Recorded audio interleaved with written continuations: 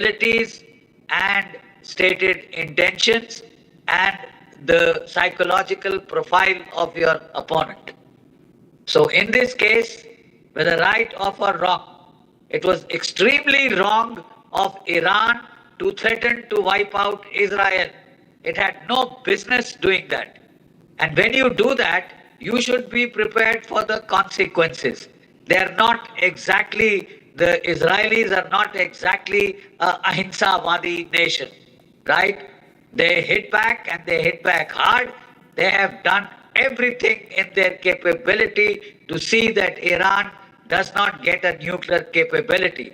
Because when you state to the whole wide world that Israel has no right to exist, we will wipe it off the face of the earth, and then you start trying to acquire nuclear capabilities, you are asking for it. They asked for it, they've gotten it.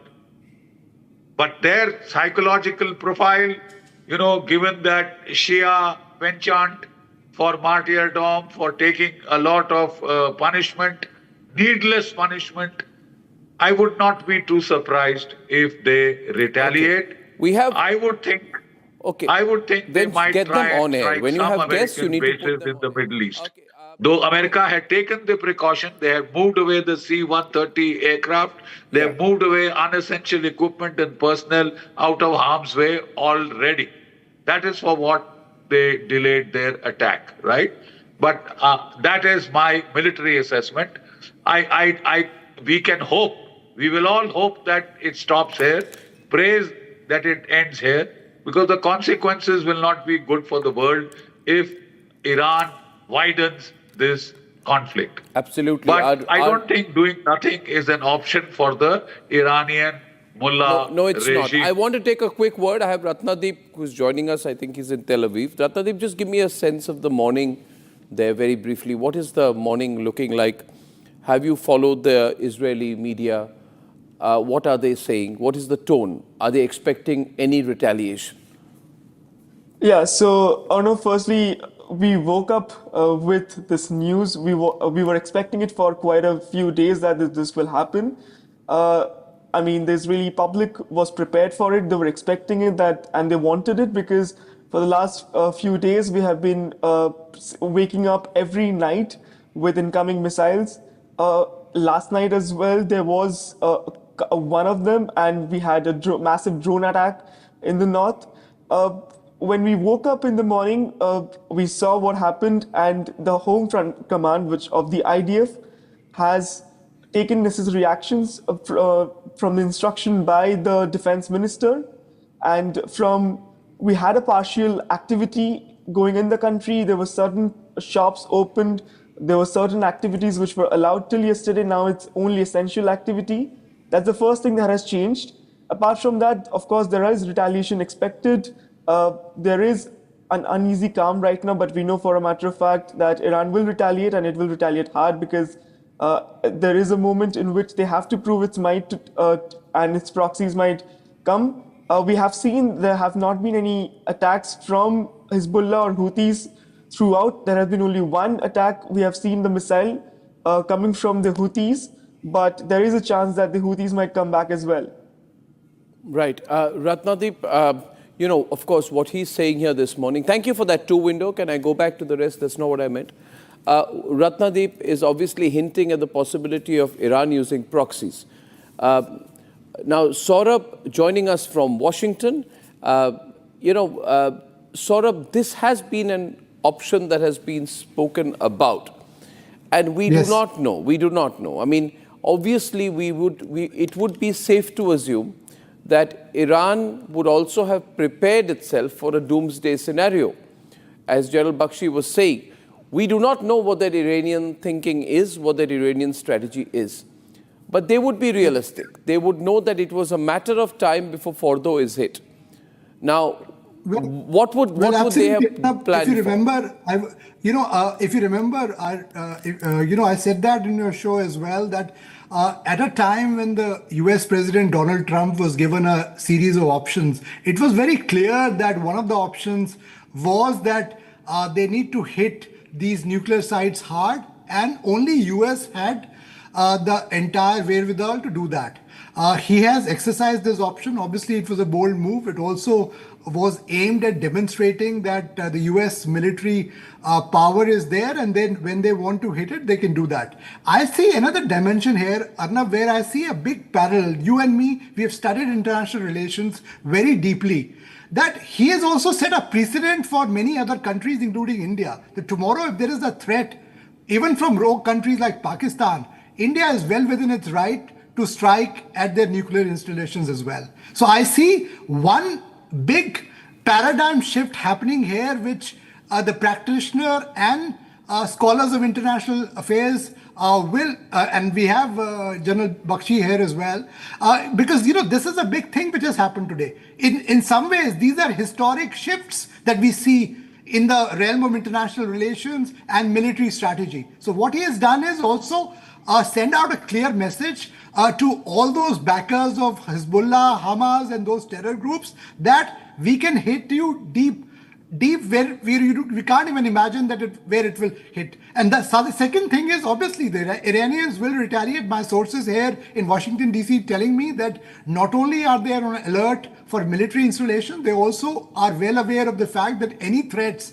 and in fact, FBI has been told to scout out for any Iranian sleeper cells if there are any in the United States. So they are doing a deep combing operation as you and me speak here on this broadcast, because they're also well aware that some of these sleeper cells may likely be activated by Iran and its backers. So they are taking precautions on that. But this is something which is a strategic shift, if you ask me, which he has done. And obviously, it will also benefit him domestically, because there were people within the Republican parties who were questioning, and there is a strong sentiment here in the US supporting Israel, and also the fact that some of these groups which are spreading anti-Semitic sentiments here, they are also feeling that US has not only stood with Israel but also made sure that they've created a pathway for action against anybody who's trying to acquire nuclear weapons, and also against who's backing terrorist groups like Iran was doing. Arnab?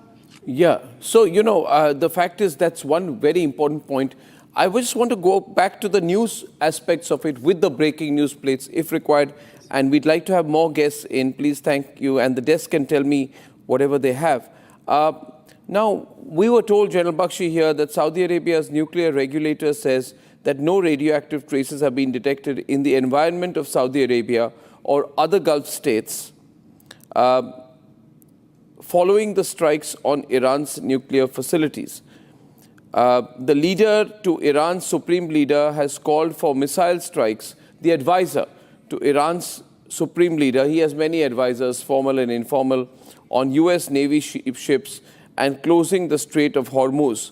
Now, these are all statements coming from various people. Some of these are even journalists who claim to be advisors of Khamenei, right? But the pressure must be intense. I think, General Bakshi, Iran would have already planned its next move. And the question is of speed. If it does not respond fast, it loses the edge. If it waits for tonight, there'll be a barrage of American attacks. I mean, I'm absolutely sure that in 24 hours or less, 12 hours, America will resume a second round of strikes, regardless of Iranian counter responses, if any. So they would be under pressure to do this. But most importantly, Turkey. Will Turkey sit back and do nothing? Will the rest of the world sit back and do nothing? I mean, how will they wake up this morning? Arnab, let's go by objective facts. So far, the neighboring nations and Iran has said there is no leakage of radiation, right? If the nuclear facility has been hit, the uranium enrichment plants have been hit to an extent that they would be rendered dysfunctional, there would definitely be some level of leakage of radioactivity, right? Since that has not happened, we will have to, ensure from the battle damage assessments. I'm sure the United States, the battle damage assessment, the bomb damage assessment is being done. And we will have to await their conclusions. Satellites would be on the targets right now, American, Russian, Chinese, our own Maxars. We will get whether they have been able to disable the nuclear capability or otherwise. That remains to be seen. The first sign of that, to my mind, going by objective empirical analysis, would be whether there is radioactivity on the ground, yes, no. If it is no, then I think you have to look again at how successful the strike has been. In that case, would the United States want to repeat? They will, because if they have set out to destroy the Iranian nuclear facility, they can't do tokenism. They can't do that we did it and we assume it is done. Knowing the Americans, knowing the Israelis, they would all like to ensure that they have achieved their aims. So for that, we'll have to await that bomb damage assessment. But from what the President of the United States said, that he is giving them an off-ramp. He's saying, this is it, thus far and no further.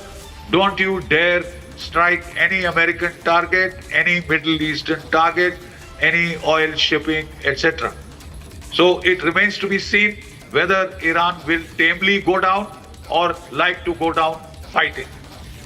Talking purely of capability, if you have fired off 450 of your missiles and you have 4,000, well then technically you have capability. You have lost half your launchers, but I am told they were going slow because they were anticipating American intervention.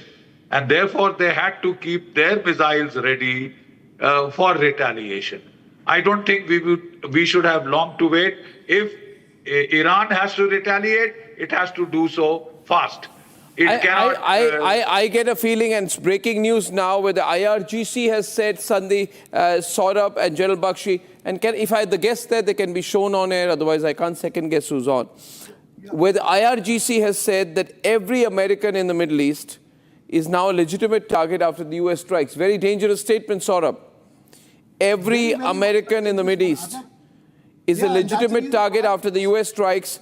Iran's Islamic Revolutionary Guard Corps says now the war has begun for us. Now the war has begun for us.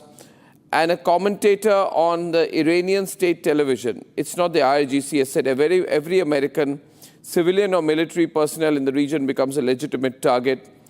The Israeli media reports the US attacked a facility where enriched uranium had been hidden by the Iranians. Now, however, we must be very careful because every second statement will be seen to be an official IRGC statement, you know, and there will be a lot of chest thumping and warmongering going on in Iran now. But how much is real? Arnab, a lot of, at this moment, the propaganda factories, as you know, also gets underway very fast. Whether it's Ukraine-Russia, whether it's Iran-Israel war, and now also, so you're very right that we have to be careful on what to believe, but I'm also getting to know from my sources here in DC that the State Department has already, in fact, a couple of days back, they issued a very stern warning to any American citizen who is present in Iran to leave immediately, and also to make sure that they're not there, because they were expecting this, because there were intelligence reports that in retaliation, the Iranians can resort to any tactic. That's the reason they don't want any citizen to be falling victim to this, that post a strike, that they are detained or arrested by the Iranian authorities. So they want to make sure that everybody is evacuated. And that's the reason why the embassy staffers and all the family members were evacuated ahead of time. Not only from the entire many regional embassies that the US has, there was an alert which was sounded, and that obviously has been magnified post these strikes today. Yeah. So everyone, good morning. If you're watching us now, 9:07, President Donald Trump has said that the strikes on Iran have been very successful, and he has hit the Natanz, Fordo, and Isfahan targets. The primary target, of course, is, we must remember, the main target, the place which has always been the center of the Iranian, the entire nuclear enrichment facility is the facility of Fordo. This is no surprise for any of us. We were expecting it. It was a matter of time. But obviously, Trump was playing it when he said 2 days back that he could take up to 2 weeks. So he wanted an element of surprise out here. But I don't think there is anything called an element of surprise, General Bakshi, in these situations, because Iran is building nuclear bombs. That's been their claim. They have moved in. They need to act. And in war, whoever strikes first has the upper hand. We know it because we struck the Pakistanis first this time. Absolutely. Now, the only question here is, General Bakshi, that this morning, the only question remaining on everyone's mind is this going to be a limited regional war, with this being the last chapter, or is this going to be the beginning of a bigger global war? If it is to be the beginning of a bigger global war, obviously, General Bakshi, the rest of the world has got to be involved. For viewers joining us, I would like General Bakshi to give us a sense this morning about whether the rest of the world will get involved. What is in it for them? Is China going to get involved? What is in it for them? What about China and Turkey and Russia, in these three countries in particular, which have made cautionary noises? Now, if they do not do anything after this, then they really lose, the whole world power balance changes. And if China, Russia, and Turkey do nothing, then the global power balance completely shifts. All talks of multipolarity will come to an end. It will be seen to be a nuclear world for the next 10 years if China, Russia, and Turkey and other countries who have stood with Iran do nothing this time. Europe does nothing. Nobody does anything, of course, and they just let Trump have his way. Then Trump's power play in the world becomes extremely significant. His say, his play becomes extremely significant. If not in the next 10 years, then for the next 4 years, we will be in a unipolar world. Can the rest of the world afford that? Can China afford that? Can Russia afford that? Will the advantages of global counterbalancing and multipolarity be lost with what happened this morning? Very pertinent points, Arnab. Let me take them one by one. The Russians, let me analyze this one by one. The Russian President Putin himself had said, don't hit the nuclear facilities, especially Bushehr. He had warned that in Bushehr there are about 150 Russian engineers and technicians. And he had said, expressed concerns about their safety. He had warned about their safety. And he had said, we are not withdrawing them. So that is very truculent language, right? And I don't think with this kind of statements on record, doing nothing becomes an option for the Russians. The Chinese are, a different cup of tea. The Chinese are in deep trouble at home. Almost about 100 generals have either been sacked, killed, or imprisoned, which includes the vice chairman of the Central Military Commission, about at least 20 top generals, and also 3 defense ministers.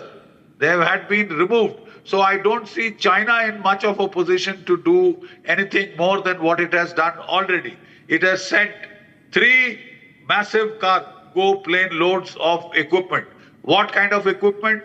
We do not know.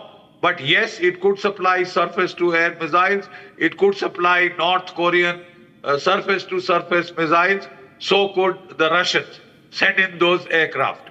And if those aircraft are attacked, well, you have a widening of the conflict right away, right? As far as Iran is concerned, psyche-wise, the Shia penchant for martyrdom, for fighting unequal fights, is historically, civilizationally known to all, right? So doing nothing is just not an option for the Ayatollah and his regime. And like they are saying, I expect the retaliation now to come against American targets, whom they, as they quote unquote say, is the great Satan, right? And they are likely to hit the American bases in the Middle East. The point is, the Americans were anticipating it. They have cleared out most of their, people who are not required, equipment that is not required. C-130 aircraft were taken out from the Oman base and other bases. They are thinning out that area because they know this is the most likely target to Iran if it wants to act muscular. It will also open Iran to massive bombardment and the entire force of the American military, which is there in theater, and it is considerable. The point at issue is they hit the Houthis for 7 weeks. Will the Iranians take it on for 7 weeks before they cry uncle? What would be the level of intervention? I think the intervention from the Russians would be to supply equipment, would be to threaten NATO countries not to join in, and the rest depends upon, the principal protagonist. If Iran chooses to do nothing, well, the rest of the world can do nothing. Okay, but I do not think that is the choice Iran will make. Absolutely. I do not think that is the choice Iran will make. We got an update from the Israel war room. Drone sirens along the Israel-Jordan border. Drone sirens along the Israel-Jordan border, which means some missiles would have been expected. Now, question also will be, and I'm going to be coming to Saurabh Shukla on this, ladies and gentlemen. Saurabh Shukla is joining us from Washington. It's a tense morning. Let me say there is no celebratory air about today. And whoever is in a celebratory mood today is a foolish man or woman, because the whole world is on the edge. We are in an era of great global unpredictability. The fact is that Absolutely. United States of America, entering any war, only the foolhardy and the stupid people would say that it's a great thing to celebrate, because while this does achieve a great strategic objective for Israel and a minor political victory for Trump, we must realize that America has never entered a war and gotten out of it easily. It has not gotten out of Iraq easily. It took 8.5 years. It hasn't got out of Afghanistan easily. It has not got out of Vietnam easily. And any American president who enters a situation on the ground has never been in office to see that war end. Trump should learn from history. So unless Trump achieves a very quick strategic goal and there is complete silence from the other side, then we are in a different situation. So Shahjan Alexander is a Trump supporter. Before I come to you, your take, Shahjan, on this morning. Well, like you said, it's not something to be celebrated. It's not something to be excited about. I completely agree with you. No war is exciting. Definitely, in that aspect, it is not something exciting. But I firmly believe President Trump made the right decision in taking a decisive action against Iran. Because they were given a fair opportunity. They were given a fair opportunity to come to the table and negotiate, but they outrightly refused it. So, we all know Iran is world's foremost state sponsor of terrorists. There is no doubt about it.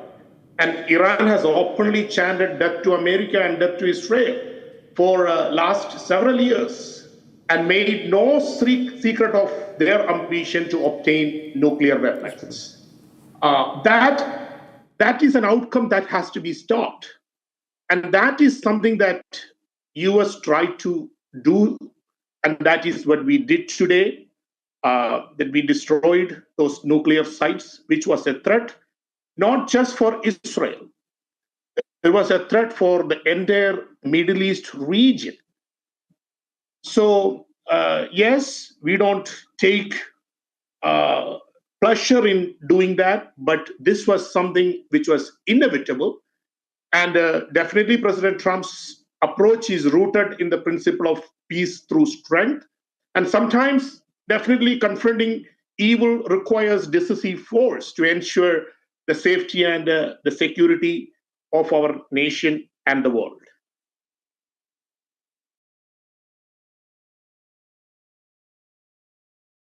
Can I just add to it, Arnab? Yeah. Can I?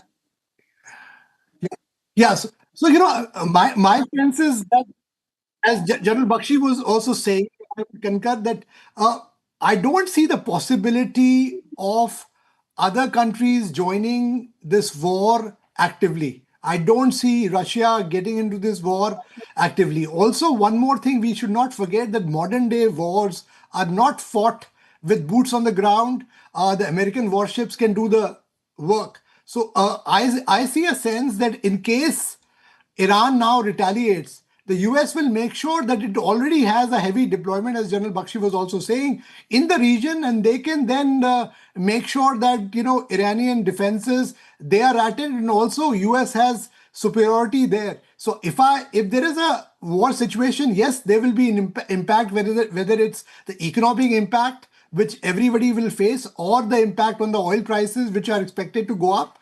That will always be there. But strategically, I feel that the modern warfare obviously is fought through the means of revolution and military warfare, which has happened with drones and missiles coming Iran's way. So that can be expected. And also the US military was already wargaming. They were well aware that what happens next post these targets, and these targets were carefully chosen. And now that they have declared it, that's the reason, if you see President Trump's statement, the whole context of this is that we have fulfilled our objective. Now, if you respond in any way, we will make sure that we will retaliate with even bigger response. So that's a message that's coming out of Washington, and my sources are telling me that they're prepared for any eventuality. The first thing is they don't want this war to go on, but they are well prepared, and they already have assets in the region which can give a fitting reply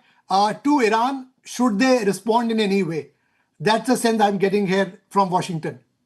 Any amount of anything, any compromise will mean surrender, Saurabh. I mean, you and Yes, General Bakshi are very experienced people, and we know that anything like a compromise or a negotiation is surrender. So Trump can keep speaking about negotiation. Negotiation is the easiest route for regime change. The moment, that's why they were the moment they negotiate, they are finished. So negotiation is the easiest route for regime change. I want to play the sound bites of Donald Trump and Netanyahu, and moment we do that, we'll be back. Let's read their body language this morning. A short time ago, the U.S. military carried out massive precision strikes on the 3 key nuclear facilities in the Iranian regime: Fordow, Natanz, and Esfahan. Everybody heard those names for years as they built this horribly destructive enterprise. Our objective was the destruction of Iran's nuclear enrichment capacity and a stop to the nuclear threat posed by the world's #1 state sponsor of terror. Tonight, I can report to the world that the strikes were a spectacular military success. Iran's key nuclear enrichment facilities have been completely and totally obliterated. Iran, the bully of the Middle East, must now make peace. If they do not, future attacks will be far greater and a lot easier. For 40 years, Iran has been saying death to America, death to Israel. They have been killing our people, blowing off their arms, blowing off their legs with roadside bombs. That was their specialty. We lost over 1,000 people, and hundreds of thousands throughout the Middle East and around the world have died as a direct result of their hate. In particular, so many were killed by their general, Qasem Soleimani. I decided a long time ago that I would not let this happen. It will not continue.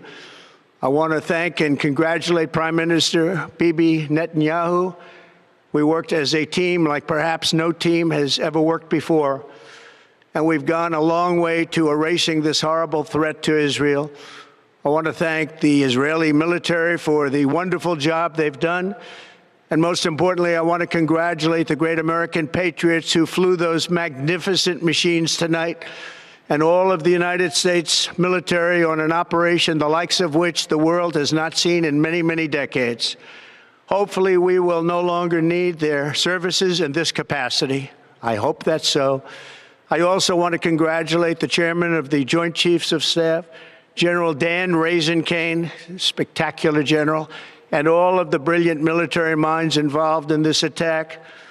With all of that being said, this cannot continue. There will be either peace or there will be tragedy for Iran far greater than we have witnessed over the last 8 days.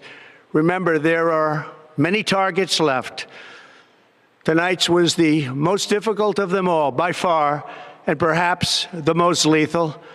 But if peace does not come quickly, we will go after those other targets with precision, speed, and skill. Most of them can be taken out in a matter of minutes. There's no military in the world that could have done what we did tonight, not even close. There has never been a military that could do what took place just a little while ago.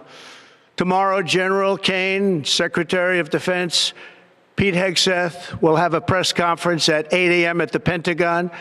And I want to just thank everybody, and in particular, God. I want to just say we love you, God, and we love our great military. Protect them. God bless the Middle East. God bless Israel. And God bless America. Thank you very much. Thank you. Congratulations, President Trump. Your bold decision to target Iran's nuclear facilities with the awesome and righteous might of the United States will change history.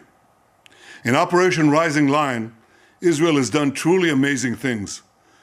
But in tonight's action against Iran's nuclear facilities, America has been truly unsurpassed. It has done what no other country on earth could do.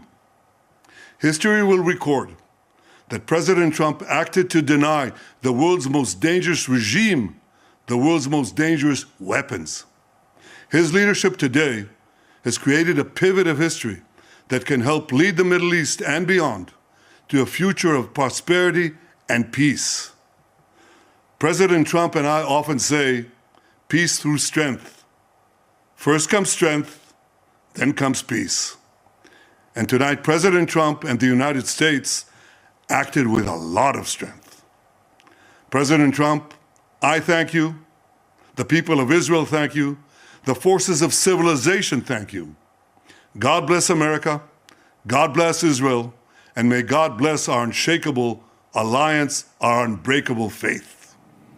Okay, that's Netanyahu speaking. A comment here coming in that the Spectator Index reporting that B-2 bombers that struck Iran's nuclear sites had flown non-stop for 37 hours straight from their base in Missouri, refueling several times in midair. This is according to a New York Times report. So, you know, the fact is this has been very, very well planned out by the American side. And with the American military might is unquestionable.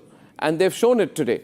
Only question is global response. I'm just interested in the silence that I'm seeing from China, the silence from Russia, and the silence from Turkey. They would be calibrating their responses. They will be calibrating the response in some ways, as you were saying earlier as well. I think Donald Trump has also taken some of them by surprise, because they also thought that he was perhaps buying time. He was trying to, follow negotiating tactics. Even though I have a theory to this, Arnab. In the evening, I have a golf theory about Donald Trump. On the weekend, usually either he's in Florida or this time he was at his golf course in New Jersey. But when the word reached some of us who cover the White House that he's coming back in the evening, one got a sense that something is afoot, and certainly what he was planning 2 weeks ahead, he's already done that. And that's what they did. And he came back and announced it. After, as far as the entry of Russia and China are concerned, I think China obviously is too preoccupied when it comes to global affairs on Taiwan. Their end game is trying to see if they can do some action on Taiwan. I don't see China entering this at all. Russia, obviously, they are themselves occupied with Ukraine, and I don't see Putin getting into this war easily. UN, I saw a statement coming out, but you also know UN is merely a pinprick, and nobody takes it seriously these days. So I don't see the international community coming out in any way. They may do some kind of a pinpricks, but I don't see anything beyond it. But we have to wait and watch, because any escalation further on will have a deeper impact on the world, as I was saying earlier. And obviously, the global economy is intertwined. India has strategic stakes when it comes to Middle East. And obviously, everybody is impacted by oil prices. It also remains to be seen that if Iran can try to blockade Strait of Hormuz, which it has been threatening to, which is the major choke point which Iran can have. But there again, the US forces are already deployed in the region and they are preempting this. So I don't see that happening either. But certainly the next few hours will be very, very crucial. Arnab? Oh, absolutely. Also got another update from here that the advisor to Iran's supreme leader calls for missile strikes on US Navy ships and closing the Strait of Hormuz. We reported that, General Bakshi. CNN reporting that these are 6 B-2 bombers which have dropped 12 bunker busters on the Fordo nuclear base facility. 12 bunker busters. Can you explain that in military terms, sir? What does this mean? General Bakshi. Exactly. You know, Arnab, the Americans are the only one who have the 16,600 kilogram a massive ordnance penetrator called mother of all bombs, or the bunker buster, right? Each B-2 bomber carries 2 of these. Yesterday, when they took off from their base in the United States, one anticipation was that they would first land at Diego Garcia, and from them, after resting their crews, they would go in for the attack. They have achieved a fair degree of surprise. Given the circumstances, I think the United States military needs to be complimented on the degree of surprise it has been able to achieve. Donald Trump played his part by saying he needed 2 weeks when they were fully ready. So that was the verbal deception that they have been practicing. And but indications were available that this was about to happen. In fact, in Washington, as Saurabh would bear, there were a lot of speculation that this weekend would be very, very crucial. I mean, American commentators like McGregor and the others, even David Petraeus had tried to say that America was getting ready to act, though of course he was adding on to the deception component. So these bunker buster bombs, each B-2 bomber carries 2 of them, Arnab. There were 6 of them. That means 12 bunker buster bombs have been put on to these 3 sites, right? So that means they have been fairly massive kind of attacks. The point is, each bunker buster goes about 100 feet, drills through, depending on what is the material it has to penetrate through. If it is cement, reinforced cement, concrete with steel, etc., penetration would be less. So at times you have to go in for repeated attacks on the same perforation or hole that you have made to be able to get to the crucial underground target and set off a pressure wave. Or you could go for like what we did in Operation Sindoor in Noor Khan. We found an air vent, right, which was just 45 centimeters across. And we put in a BrahMos supersonic cruise missile into that 45 centimeter vent, which is a tremendous feat. So if we could do it, I'm sure the Americans could do it also. They may not have gone the full penetration route, but may have gone to exploit the air vents, the air conditioning vents that have to be there for such underground fortifications. Sorry. So the fact of the matter is, we have to await the full length of the full disclosure of the bomb damage assessment. We have to wait for the satellite photographs. Yeah. These are already being analyzed in the United States, I'm very certain. And also in Russia and in China, they have their Beryl satellites, they have their GLONASS satellites up there. And so have we. We would also be able to cover this with fair degree of accuracy. So in the operational rooms, there would be a clearer picture. The rest of us would get to know about the success of the strike. One curious thing is that there is no immediate mention of radioactive leakage. One success of the strike on a nuclear facility, quite obviously, is radioactive leakage. I think we will get information of that in time. Saudi Arabia had announced this morning that there is no radioactivity observed so far. So those are some of the crucial battle indications that we have to look for, Arnab, as we analyze this strike and its aftermath as to what is likely to happen. As I said, doing nothing is not an option for a country like Iran, with the amount of boasting that they have been doing, with the amount of declaratory statements of hitting back and hitting back hard, if they have to go down, they'll take the world down with them in the typical Shia martyrdom fashion. Don't forget, Arnab, that they fought Iraq for 8 years. They sacrificed 1 million lives. So going by their past record, their capability to accept suffering stoically, I would not be surprised if they do retaliate.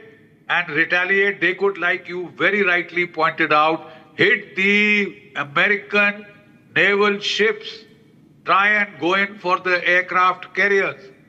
That is the entire, crux of the Chinese, anti-area A2AD strategy. Use their Dongfeng 17 missiles to go for the carriers and the cruisers of the American Navy. So they could be the very first target. They are a difficult target. They are a mobile target. They are well defended. They have the Patriot missiles. They have the THAADs. So they are already on the alert. Not an easy target to take out, but not at all. That is one target. The second set of target are the ground bases, where there are American troops, where there are the others. Yeah, I'd like to take a view from Samarpal Tour on the military dynamics on the ground. Samar, your reading of the situation from here on in terms of a military response, if any, from the Iranian side or their proxies? Okay. Arnab, it is now going to turn into an ugly proxy war, as last week one of the first Chinese transport carrier aircraft for the first time landed in Lebanon. So what was it doing in Lebanon and what equipment it was carrying in Lebanon? Nobody is aware of it. So this is one telltale sign. Second is they have the radar systems for surface to air detections, which were provided by China to Iran, which probably were effective. That is one of the reasons why few F-16s and, as claimed by Iran, 2 F-35s were brought down. So you see, this is going to be a proxy between East versus West, whereas here China is going to play the front role because of the battle group of USS Nimitz moving away from the Indian Ocean and getting involved in this conflict gives China a more clear room to operate against Taiwan. And to decimate and weaken the American forces, China will do everything in its power to bring all the missiles and equipment to Iran, which it has already been doing so. And Iran is going to probably operate these against Israel. And as General Bakshi had said, that the main blow will be on any of the USS aircraft carriers being sunk, because even the Houthi rebels have declared war against USA. There is a very strong probability for Hezbollah moving into Israel by tonight or by tomorrow and launch their rocket attacks against Israel. So you see, it is going to become very chaotic, and who's going to take advantage of the whole situation? China, and to a large extent Russia, because there is a nuclear power plant, Bushehr, where 600 Russians are stationed. and they are operating the Bushehr nuclear power plant in Iran. That is one of the major reasons why Bushehr nuclear power plant is not being bombed, because Russia had already informed USA not to bomb that nuclear plant because it is active and it is producing electricity. So you see, there are going to be, it's going to be very chaotic. Erdogan, the Turkish head of state, has called OIC meeting and has asked for unity amongst Muslim nations, because he has strongly said that the next turn could be Turkey's turn in terms of conflict with the West because of the issues it is having with Cyprus and Greece. So you see, there is a lot of tension in the Islamic world as of now. And don't be surprised if other one or two Islamic nations go against the Americans. Arnab.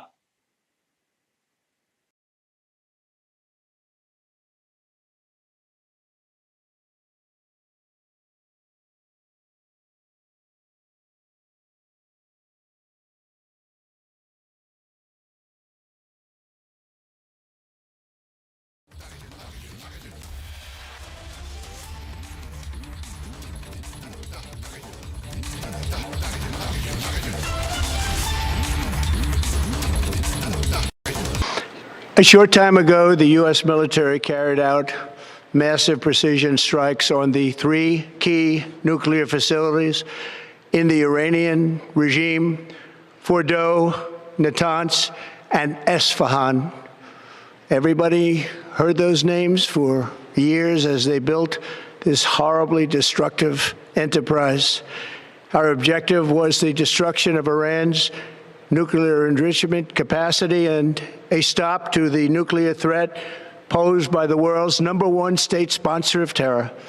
Tonight, I can report to the world that the strikes were a spectacular military success. Iran's key nuclear enrichment facilities have been completely and totally obliterated. Iran, the bully of the Middle East, must now make peace. If they do not, future attacks will be far greater and a lot easier.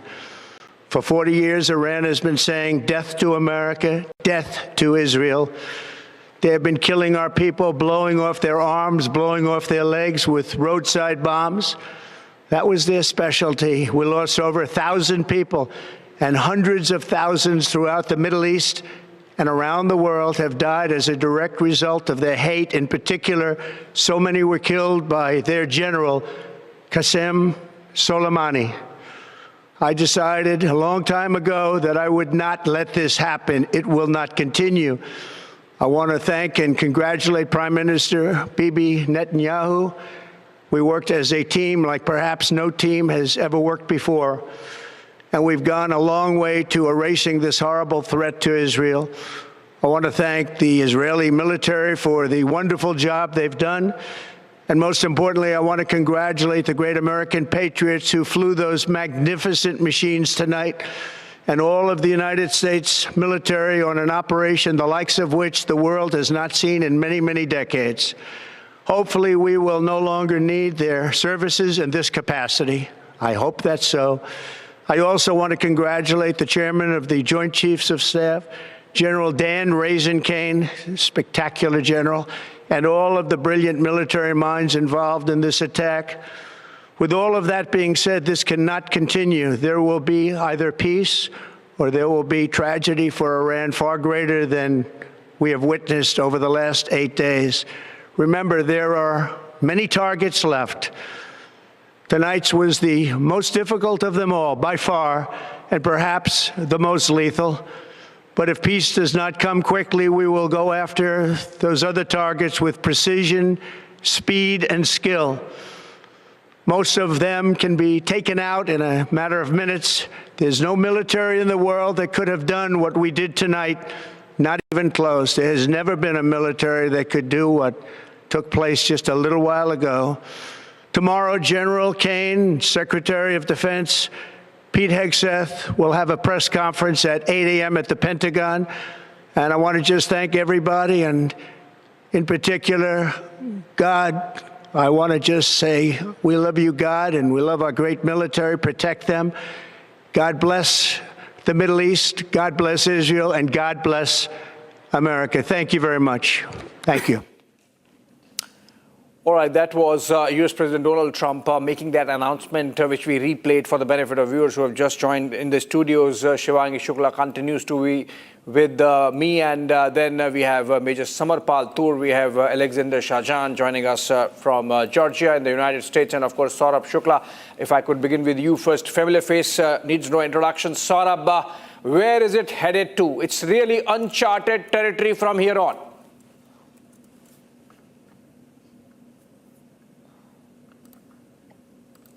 Saurabh, have to wait and watch on, yeah, go ahead. Of how Israel, how Iran will react to this, because my source is telling me that there is a high alert. In fact, I just can inform the viewers here that the Washington D.C. Metropolitan Police Department has issued an advisory asking all the residents to be vigilant, because they're also monitoring some sleeper cells for anything against U.S. interest here in the U.S. as well. But militarily, as I was saying earlier, on the show, that the U.S. already has its carrier group deployed very close to the Iranian territory. They are very well prepared. They were anticipating that post this, Iran may resort to some missile strike, and my sources are telling me here in Washington, D.C. that they're very well capable of not only taking on these threats, but to responding this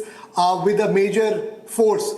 This will be a war which will be largely run through other means, as I say, that the war machinery has changed. It will be done through missiles, not through any aircrafts and all. That's what I foresee. But certainly it will have a major impact on the global economy and also on the oil prices, as the markets also open on Monday. Abhishek. Yeah. I mean, oil prices is going to be an important factor given the situation, the Strait of Hormuz. We have a breaking news development, which is that India has temporarily put on hold Operation Sindhu, given the tense situation in the Middle East, particularly the closure of airspace in Iran and Israel and some other geographies. That's an important one, because we have already evacuated about 1,000 of our citizens from Iran and Israel. The operation is only temporarily halted, is what we're getting to hear. It's going to continue immediately on things becoming clear about whether flights can take off again from Iran and Israel. The airspace being closed as of now. So we are going to keep it fast-paced. Let's move on. You were mentioning about oil supplies, Saurabh. That's going to be a concern given the fact that about 1/5 or more of global oil supplies, oil and gas supplies, pass through the Strait of Hormuz, and about 80% of that comes to Asia, in fact, not to the West or America. So maybe they are not concerned, but it is an area of concern for us. But we'll discuss that in a bit. Let's look at some of the global reactions coming in. We have Antonio Guterres, who's saying he's gravely alarmed. We have Benjamin Netanyahu, of course, welcoming it. We have Mexico Foreign Ministry saying, Ministry urgently calls for diplomatic dialogue in the Middle East. From Cuba, we have reaction. We strongly condemn the U.S. bombing. Shahjahan, coming to you there. Is there a ramp off that Donald Trump has already given in his statement that it's now time for peace? So if the Iranians don't retaliate, our military objectives are achieved. Thank you. Absolutely, because I don't think President Trump wants to go into a full-fledged war with Iran. Not just Iran. He always said he don't want to go for any war. He always said peace through strength, which means he wants to negotiate. The whole tariff issue was also initially when we had the open border with Mexico. We tried to fix it with the tariffs. So definitely he loves to negotiate. He don't want to go into war. So, but this one was inevitable. He made it very clear for last 40 years. Yeah. They've been chanting death for America. Yeah. Go ahead. But Alexander, We had Saurabh from Washington, D.C. telling us that there is a state of high alert. I'm getting reports which suggest that about a dozen or other major cities in the United States are put on high alert. Is the United States expecting that Iran can fly that far and cause some harm? I mean, there is definitely, it is been in the news. It is been alerted by the law enforcement, the FBI, that we all know there is sleeper cell activities in the United States, especially during the Biden administration. The border was very open; it was wide open. You don't know who all got into this country. You never know what kind of people came. We had millions of illegal criminals just walked into this country with a terrorist background. There was no vetting. So definitely there is a threat. Definitely there is an alert by all the law enforcement agencies. We have, in fact, a U.S.-Israel statement from Benjamin Netanyahu, a second one, I believe, that has happened after the American strikes. Can we just listen to that? Can we hear that, the statement of Benjamin Netanyahu? Play out. Congratulations, President Trump. Your bold decision to target Iran's nuclear facilities with the awesome and righteous might of the United States will change history. In Operation Rising Lion, Israel has done truly amazing things. But in tonight's action against Iran's nuclear facilities, America has been truly unsurpassed. It has done what no other country on earth could do. History will record that President Trump acted to deny the world's most dangerous regime the world's most dangerous weapons. His leadership today has created a pivot of history that can help lead the Middle East and beyond to a future of prosperity and peace. President Trump and I often say, peace through strength. First comes strength, then comes peace. And tonight, President Trump and the United States acted with a lot of strength. President Trump, I thank you. The people of Israel thank you. The forces of civilization thank you. God bless America. God bless Israel. And may God bless our unshakable alliance, our unbreakable faith. All right, let's get in Major Samarpal Tour also in the conversation. Samar, President Trump said that this far no further from their side, but they have other targets marked in case Iran retaliates. Now we know, we are hearing those reports, we're getting those reports that those B-2 bombers that carried out the bombing of the Fordo facility, they are back to the bases, possibly reached Guam already. In which case, what kind of military escalation you think the United States could be looking at, or we could be looking at in the geography, in the Middle East? See, Abhishek, they have right now, mobilizing a battle carrier group is no joke.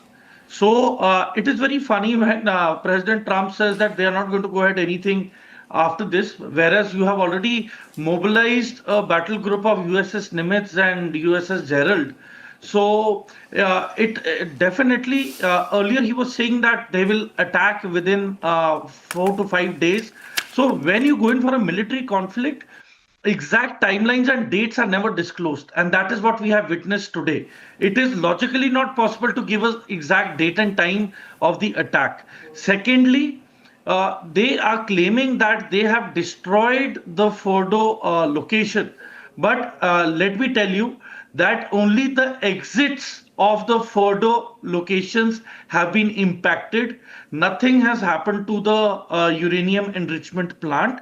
And as far as the enriched uranium was concerned, it was already shifted around 1 week to 10 days back. Major, hold on to your thoughts. Major, sorry to be interjecting, but we have an important development, an important news break coming in, which is that Iran has said that the United States has violated UN Charter and international law. That comes from a post by Iranian Foreign Minister Sayyid Abbas Araghchi, and in which he has said that the United States, a permanent member of the United Nations Security Council, has committed a grave violation of the UN Charter, international law, and the NPT by attacking Iran's peaceful nuclear installations. The events this morning are outrageous and will have everlasting consequences.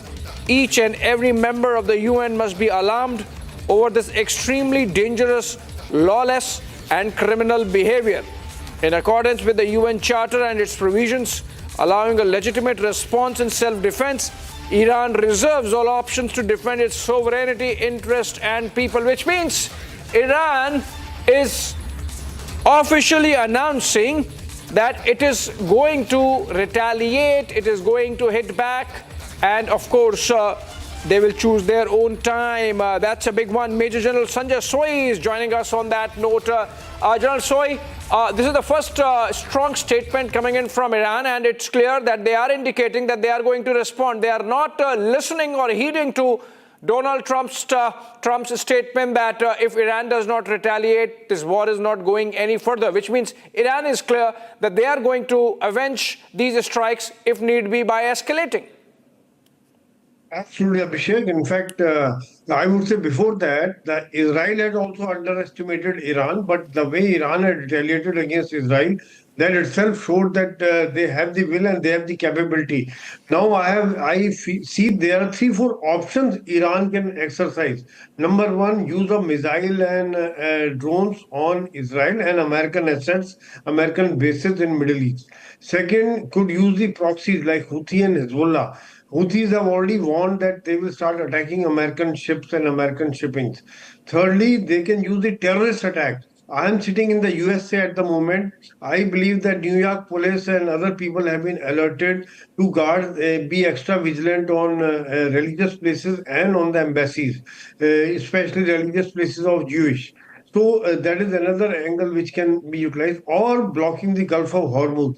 There are many options Iran can exercise, but what they do, how they do, or they do use all options, this needs to be seen. But one thing I would like to say, Abhishek, is that US had made all the preparations by moving extra aircraft carrier, by moving their aircraft to Guam and other bases, and enforcing and more air defense resources in the Middle East, making their forces alert, vacating the Qatar airbase. Number of actions US was taking in last 3-4 days, which were showing that some sort of action is there. Calling Asim Munir also for lunch was also part of the whole strategy of preparation for the attack. So, and at the same time, probably neutralizing Russia and China also by engaging them in talks. So there are many things at diplomatic front, preparation front, US has done before carrying out this kind of attack, Abhishek. Okay, let me go back to Saurabh Shukla. Saurabh, you were in fact mentioning about the sleeper cells against which the Americans are in a state of high alert. What kind of sleeper cells really? I mean, it's so difficult to get in lawfully in the United States. Is there a suggestion that the illegals, that people from earlier that Iran in fact conducts a covert operation inside the United States, which could be activated? Well, absolutely. My sources in the intelligence community are also telling me here, Abhishek, that they're keeping a very close watch on obviously the chatter that is being reported anywhere on the internet, on the telecom networks, and also on the deep web, because they do believe that Iran, which has been funding these terror groups, Hamas, Hezbollah, they know that they cannot match the US's military might in any way. That's the reason they may try to target civilian locations both outside of the US and also try to target locations within the US. That's the reason why I mentioned a short while back, Washington DC's police department issued alert. A lot of other US cities are on high alert tonight, and also this being the weekend, a lot of people come out. So obviously they are taking no chances at all, because they do know that Iran in the past has also tried to terrorize people through terror attacks at these places and across the globe. And obviously they do know, and they have obviously they're not telling us any details, and which we should not put out because of operational reasons, but certainly they have some sleeper cells in close watch, and they will be acting tonight as well to make sure that the US mainland is kept safe, and any US targets and any of its friends and allies, they are not harmed by these Iranian sleeper cells. Right. Abhishek. Right. Alexander, there are already voices, the likes of Elizabeth Warren, the likes of Alexandra Ocasio-Cortez, and many others, Alexander, and they are already calling out President Trump for having carried out these strikes without Congress approval. I mean, how's the politics going to pan out over the next couple of hours at least? Well, definitely there is opposition from both parties. There are some of the Republican representatives are also saying that President Trump should have get the approval from the Congress. Of course, the liberal Democrats were always against what President Trump wanted to do. See, everything, when he says that everything is done in the context of, America First policy. I just saw that there's recently, maybe an hour ago, there was another tweet or President Trump just wrote in the Truth. He said, any retaliation by Iran against the United States of America will be met with a force far greater than what was witnessed tonight. So Mr. Saurabh was talking about the sleeper cells. So I'm just surprised, why the representative, the congressmen and the congresswomen like AOC and Senator Elizabeth Warren or Hakeem Jeffries, all these Democrats, and along with them some of the, why are they not concerned about the danger, the future danger or the threat that is facing towards the United States of America? So it is not about, there is no pleasure. Like when I was talking to Mr. Arnab, I was telling him there is no pleasure in going for a war with another country. This is about the national security. This is about the safety and security and peace in the Middle East region. It is not about destroying a country. So as far as I know, there was no casualty of civilians. There was zero civilian casualty in the strike that has happened today. So definitely, we do have threats. I know that. All right, Alexander, hold on to your thoughts. Another breaking news development. Justin, Israeli Air Force has claimed that they have downed 2 unidentified aerial systems, UAS, as they are called, basically Iranian drones that had entered into Israeli territory, which means military action continues on both the sides. In fact, we have another breaking news, which is that Iranians have said that there is no nuclear contamination as of now from any of these sites. Also remember, the Saudis have similarly said that they are not, their agencies tasked with the job have not seen or observed any nuclear leakage, nuclear radiation leak from those sites, which is a likelihood. In fact, these are pictures of the drones intercepted over the Israeli territory having been taken down. IDF intercepts 2 drones fired by Iran. These are in the southern parts, southern territories of Israel, and the hostile UAVs, obviously, drones from Iran have been taken down, which means Iran is still, that's another breaking news. Iran has now sought an emergency meeting of the United Nations, at the United Nations, to discuss the American strikes. As remember, we had their foreign secretary, foreign minister, claim or say that strikes by America are in contravention of international law. Okay, on that note, if I can go back to Major Samarpal Tur. Major, we were discussing about the possible trajectory of the events from here on. But Trump, I don't think from the announcement there is any confusion that the Americans really would want things to stop here. Even the Israelis announced that for now they are not carrying out any offensive action, and they are putting on hold Operation Rising Lion, which means essentially now it's for Iran to decide whether it wants to escalate further, retaliate, and then be prepared for another round of offensive from the Israelis and Americans together. Or you think that the Iranians might decide, okay, fine, the nuclear facilities were anyway gone, were anyway supposed to go, they were willing to anyway make a compromise, so let's call it a day here. See, Abhishek, they've already stirred the hornet's nest, because after the nuclear facilities, now what? Now what are the targets? Because there are no military boots on the ground. I mean, what other aerial targets are left? The biggest and the imminent threat were the nuclear sites which have already been attacked. But you see, the Iranians had catered for this day. They had already catered for secondary sites, which are still not known to the intelligence agencies. I mean, the Iranians cannot be so dumb that the IAEA knows the coordinates, knows the locations of all these places, and Iran is well aware that these are with the intelligence agencies of the West. So they would have definitely had a plan B to secure their nuclear arsenal and equipment. And what bothers me the most is what if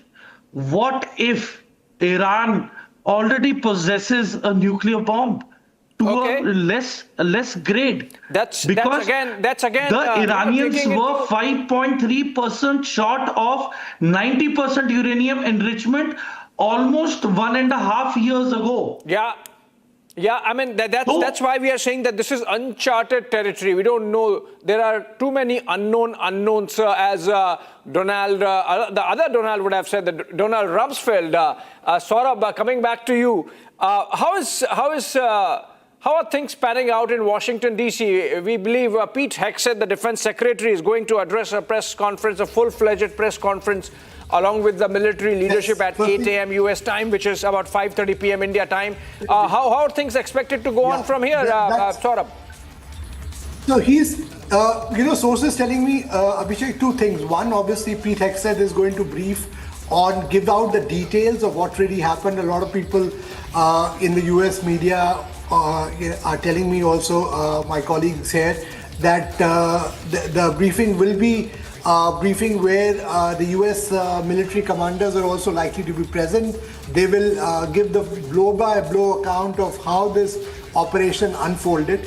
They will also brief on anything other than this, because as you see, President Trump's statement is quite clear that he has sent a clear warning to Iran that while we have taken these measures against your nuclear facilities, which we had stated earlier, now any further retaliation in response to these strikes will be dealt with more severely. So clear messaging coming out of the US president. Also, one thing we were discussing about different statements coming out on these strike.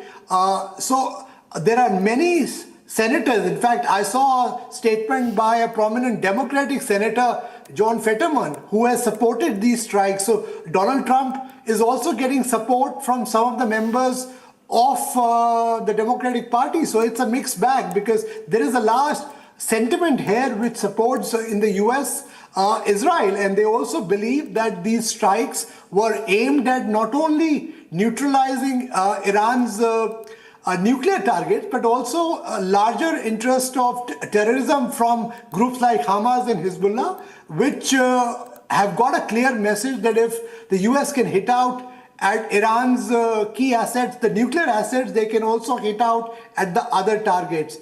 Clearly, the next few hours, as I was saying, will be crucial, but the US is on high alert, and so should other parts of the world as well, because obviously these terror groups, as I was saying earlier, their sleeper cells will try to foment trouble wherever they can. Wherever they see a soft target, they'll try to create some impact, Abhishek. All right, another breaking news. Saurabh, stay with us. We have to continue this conversation. This is a big breaking development in global geopolitics. Now, Saudi Arabia and its nuclear watchdog has said that there is they cannot see or observe any nuclear radiation in the Gulf region, and no nuclear radiation and no nuclear leakage. That means from the sites which were hit by the Americans, massive payload carried out by those B-2 bombers, the bunker buster bomb, as it is called, 13,000 kilograms, 13,000 tons, and but it seems things are really building up, not pulling back. Iran has launched missile strikes at Israel. Earlier we were getting reports only of drones coming in, but now it seems even missiles have been launched, which means Iran is still left with some residual capacity to hit back on Israel. And it would be interesting how the Americans respond to this, because Donald Trump was very clear that if Iran does not retaliate, only then things will stop. Otherwise, the targets are set and ready.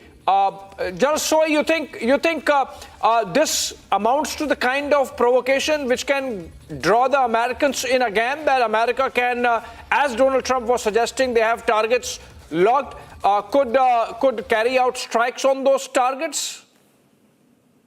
Sheikh, now the thing is, whether these missiles and drones have been directed towards American bases or Israel. Maybe if it goes to the Israel, then America may just lie low and wait for the Israel to respond, and Israel has the capacity. But however, one point which emerges very clearly, that what Iran had announced, they are responding, whether the missile are able to reach, land, or be effective, or some of them are able to land, that is a different point. But the fact is that they have responded. There are a couple of reasons. One is they have to tell the people also, that they have to tell the public that we are retaliating. We have not bowed down. We are not submitting. We are not accepting defeat. We will fight. That is one point. Second thing is message to Israel also, that yes, we are still there. We are fighting. Like Israel had underestimated power of Iran earlier. They thought that they are also something like Hamas and Hezbollah. But here the ball game was totally different. The kind of damage which Israel suffered, they had never seen in many years. So that is another angle which is there. Now what other speaker had brought out, I had also brought out earlier, that Iran can also try the terrorist attack. Iran can also try to attack the American bases by different means.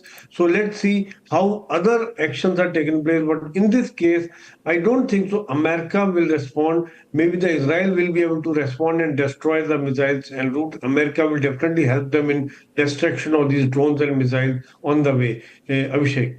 Yeah, absolutely. There are at least a dozen odd bases, if not more, that the United States maintains in the Middle East, Saurabh.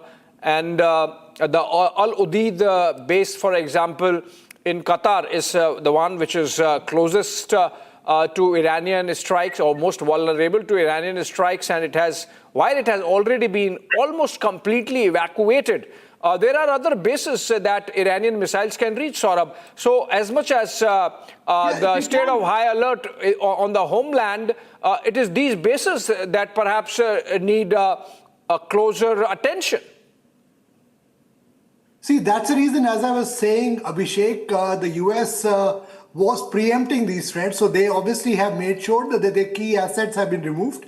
What they also have is the whole naval carrier group, which is there, in some way surrounding Iran. So, and their naval carriers are capable of making sure that the Iranian threat is neutralized. Also, Iran would also not like to involve some of these other countries, because any attack which can misfire on any of these countries, which are also key Arab countries, and some of them obviously have a relationship with Iran as well. So it's a catch-22 situation for Iran as well on how it will respond, because its options in some ways is also limited. And that's the reason why I foresee that it will continue to pound in whatever way against Israeli targets, will try to see an opening on wherever it can find on a US military target, but it will try to do take the other option by activating its proxy group, its terror groups, to try and attack maybe the civilian and military installations of US and its allies. So that's something which sources telling me they're very vigilant about, and they're taking all the preventive steps here. Abhishek. Yeah, absolutely. In fact, just a while back, the Iranian state TV, Saurabh, had run a program in which the news anchor with a picture of all the American bases, and we will play that footage in a bit. But for now, okay, reports confirming the scale of destruction of the Fordo nuclear facility, which was, remember, about 300 feet underground, 100 meters.